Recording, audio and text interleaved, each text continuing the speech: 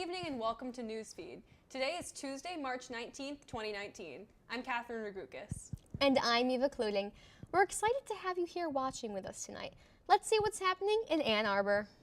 On Saturday at 5:06 p.m., the University of Michigan issued a campus-wide emergency alert reporting that there was an active shooter in Mason Hall.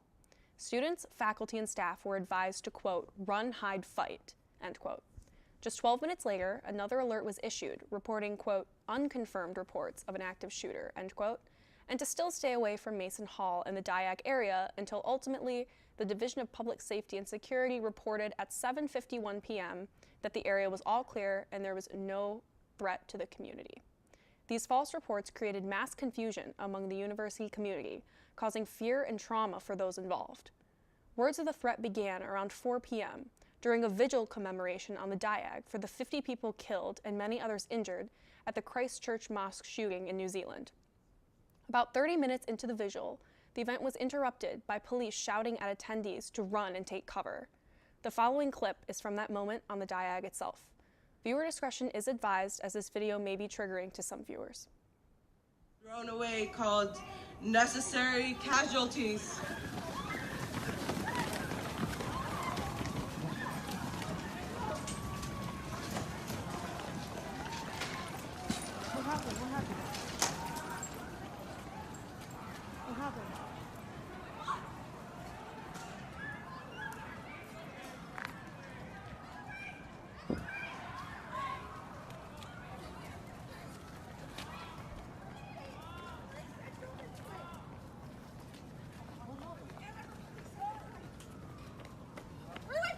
Policeman said go this way. I heard the police.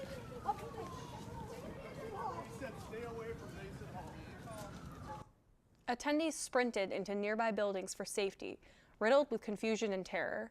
The rumors are thought to have sprung from balloon popping occurring near the area where the gunshots were reported. The balloon popping was investigated by the police and found to have no malicious intent. Despite the rumors, misinformation, and panic spreading quickly during the hours of the supposed threat, the university community came together in times of a potential crisis, with one student stating, quote, I am proud to know that I go to a school with 40,000 brothers and sisters who would have each other's backs in a real emergency, end quote. In light of these recent troubling events, we find it important to remind students of the resources at hand. CAPS, the university's counseling and psychological services, is available on campus for those to discuss the events or seek support. They can be reached at 734-764-8312 or at caps.umich.edu. Despite the rainy, cold weather at 11:11 a.m. on Friday, March 15th, 3,000 college and high school students across Washtenaw County walked out of their classrooms to take part in the global climate strike. The strike calls for the United States to re-enter the Paris Climate Agreement and to cap the rise of global temperatures. Students gathered in the Diag for a rally which included speakers such as Michigan gubernatorial candidate Abdul El-Sayed and the strike's young organizers. The rally then marched around campus and ended in the Fleming Administration Building, where a 7.5-hour sit-in commenced. Protesters at the sit-in called on University President Mark Schlissel to schedule a 1-hour public meeting about the university's plan to address climate change. administration requested the protesters leave Fleming by 5 p.m. when the building closed. However, many protesters were unsatisfied with the lack of response from Schlissel and stuck around until 8 p.m. 10 protesters were eventually arrested after refusal to leave Fleming after multiple warnings from police. Some protesters stated, quote, "You're threatening us with violence in response to nonviolence," end quote. Now it's time for a short break. Stay tuned, we'll be right back.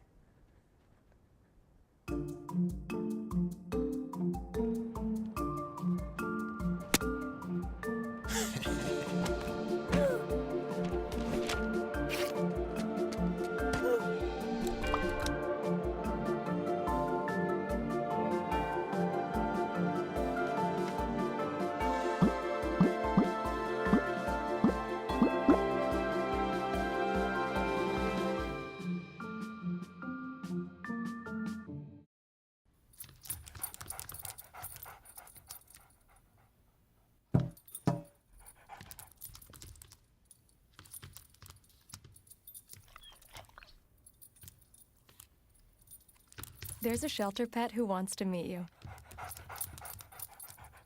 Meet one today. Visit theshelterpetproject.org.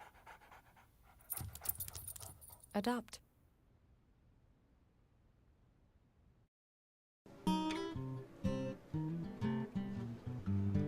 my gosh, we only have a minute to get to class. What? Well, alright, I need to go get some water from the vending machine. I'm gonna be eco-friendly and fill up my water bottle. Well, I guess I'll see you in class. Alright.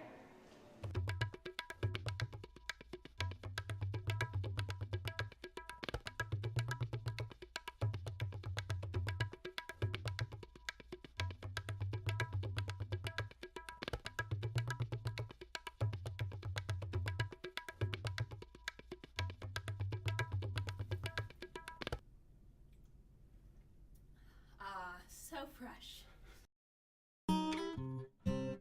Ah, come on, I just need to get to class.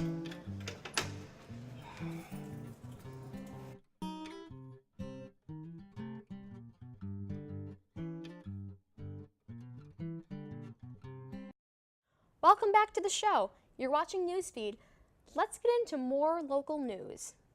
On Tuesday, March 21st, chaos will ensue across the country with the kickoff of March Madness 2019. The 4 playing games will occur over a 2-day span, leading into round 1 on Thursday. Minnesota plays Louisville to kick off the craziest couple of weeks in sports. Coming into the tournament, the presumptive favorites are familiar powerhouses in college basketball, such as Duke, North Carolina, Virginia, and Gonzaga. Michigan coasted to a 2 seed, following a crushing loss to in-state rival Michigan State in the finals of the Big Ten tournament. It was the 3rd time the Spartans had beaten the Wolverines this season and denied Michigan the chance to three-peat as conference tournament champions. John Beilein's crew will take the floor on Thursday as massive favorites against the University of Montana, a team they vanquished in the first round last year en route to the national championship game. Make sure to fill out your bracket and join a group for a chance to win not only prestige among your colleagues, but also some significant cash prizes. The odds may be 9.2 quintillion to 1 against you're making a perfect bracket, but you miss 100% of the shots that you don't take. Monday morning, Texas Democrat and 2020 presidential candidate Beto O'Rourke brought his campaign to Michigan, visiting with union workers, touring a carpenter's training center, and holding multiple public meet and greets. Visiting Michigan only days after announcing his candidacy was a deliberate move, as Michigan was a major swing state voting to elect President Donald Trump in 2016. O'Rourke began his Michigan tour having coffee with hundreds of people at Hometown Heroes Cafe in Center Line in Macomb County, the same county where Donald Trump heavily campaigned in 2016 and swung the vote against Hillary Clinton. O'Rourke then spent over an hour at the union facility and ended with a roundtable discussion with carpenter apprentices. O'Rourke stated, quote, "This was amazing, what we just saw, and I had the ability to learn from the people who are literally building. It made very clear to me rebuilding this country," end quote. On Saturday, March 16th, over 1,000 people gathered on the Diag for the annual Ann Arbor Women's March. The march's theme was in celebration of Ruth Bader Ginsburg's 86th birthday and Women's History Month. Angelina Brady and I took a look at the event this weekend. I'm Catherine Ragukas with Wolf TV Newsfeed. We're here at the 4th annual Ann Arbor Women's March in the Central Campus Diag, an event full of live music, speakers, and a march around campus for Women's History Month. Let's take a look at the event. I went to the first one in D.C. 2 years ago, and I've just been marching ever since, and we marched for my granddaughter. I'm Catherine Ragukas with Wolf TV Newsfeed. We're here at the 4th annual Ann Arbor Women's March in the Central Campus Diag, an event full of live music, speakers, and a march around campus for Women's History Month. Let's take a look at the event. I went to the first one in D.C.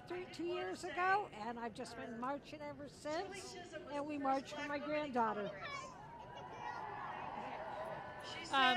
My daughter, I want to show her that it's important to be involved in the political process and current events, and particularly those that will affect her as she grows up.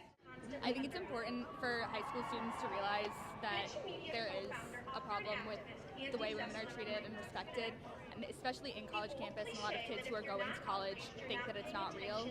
So I think it's important for men and women to come out and see that. It's not just a women issue. It's like it's a human issue, and it is because like there are so many things that like we like women just can't we can't just do on our people just can't do on their own. We need like everybody to come together and like fight for things that are right.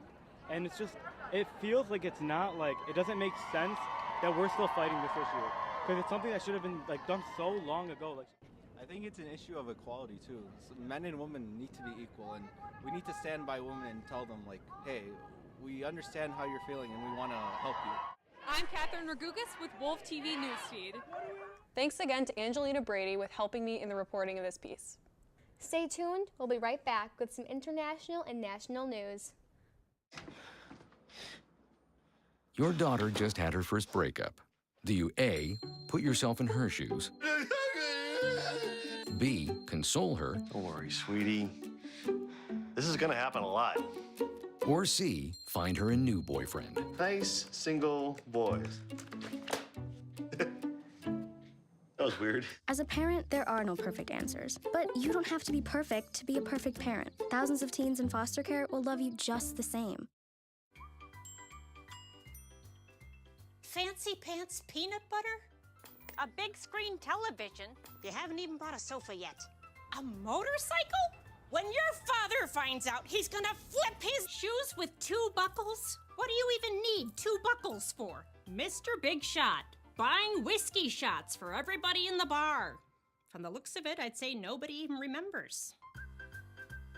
Feed the pig. Hart, what's going on? I'm leaving. Why? What did I do? Not enough. You constantly ignore me. You barely eat anything healthy. You're half as active as you used to be. The pressure is just too much. I quit. Okay, I get it. I'll do better. Just, please, don't leave. Okay. But remember, if I go, you go. Listen to your heart. Don't let it quit on you. Uncontrolled high blood pressure could lead to stroke, heart attack, or death. Get yours to a healthy range before it's too late.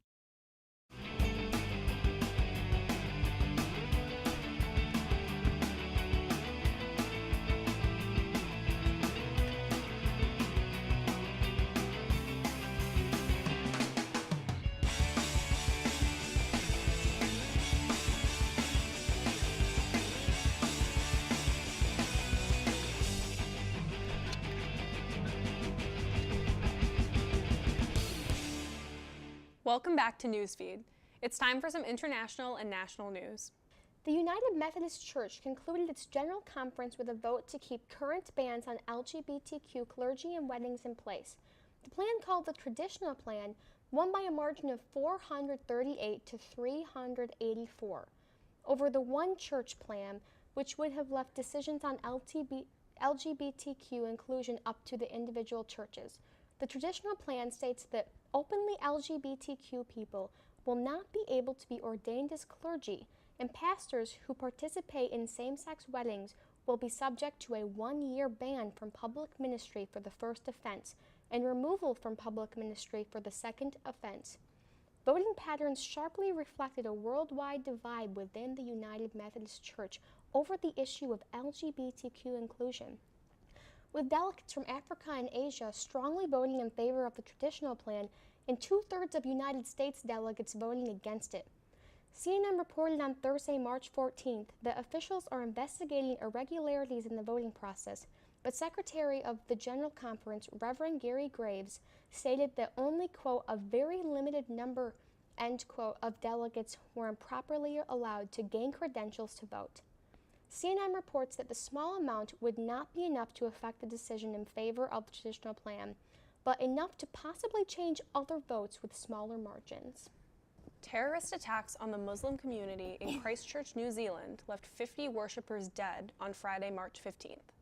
A white supremacist gunman attacked 2 separate locations, the Al Noor Mosque and the Linwood Islamic Center, after leaving behind a 73-page manifesto that referenced far-right ideas and prominent political figures. The original death toll from the attacks was reported at 49, but on Saturday, March 16th, New Zealand Police Commissioner Mike Bush confirmed that the death toll had risen to 50 after the discovery of a new victim. 34 victims remain hospitalized, including 12 in intensive care.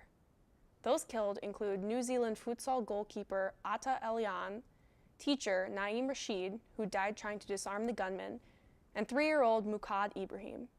After the fatal attacks, New Zealand Prime Minister Jacinda Ardern announced gun reform legislation. She said, quote, "Within 10 days of this horrific act of terrorism, we have announced reforms which I believe will make our community safer," end quote. Major New Zealand online retailer TradeMe, an auction site similar to eBay, has also announced that it will stop its sale of semi-automatic weapons. Vigils for the victims of the Christchurch attacks were held around the world within the past weekend, including on the University of Michigan campus. A gunman has killed at least 3 individuals and wounded 9 near a tram in Utrecht, a Dutch city in the Netherlands. The mayor of Utrecht, Jan van Zanen, confirmed the 3 deaths through a video. 3 of the wounded have serious injuries. Police say that there may have been a terrorist motive behind the incident, which occurred in 24 October Square at 10:45 in the morning on March 18th. Police believe that the suspect is Gökmen Tanis, a 37-year-old Turkish man. Authorities are advising people in Utrecht to be aware of their surroundings and be on the lookout for Gökmen Tanis. He has not been located nor taken into custody yet. Trams and trains in Utrecht are currently not in service, and Utrecht University has shut down their campus and locked all of their doors, prohibiting exiting and entry of buildings. Security has also been increased at airports in the Netherlands. Well, that's all we have for you tonight. I'm Eva Kluding. And I'm Catherine Ragoukas. And you've just been Newsfed.